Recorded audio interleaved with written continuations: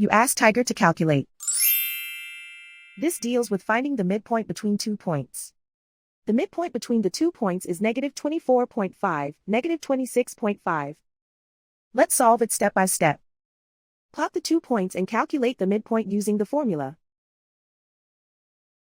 The coordinates of point 1 are x1 equals -11, y1 equals -26.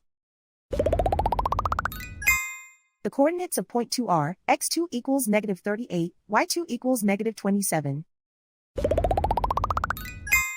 PM represents the midpoint of the 2 points.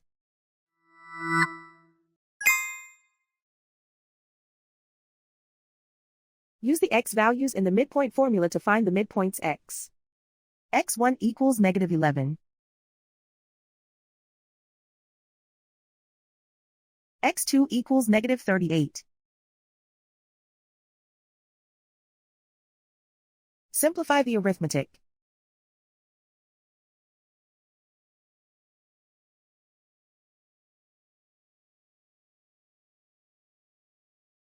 Use the y values in the midpoint formula to find the midpoints y.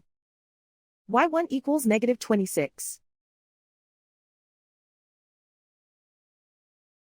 y2 equals -27. Simplify the arithmetic.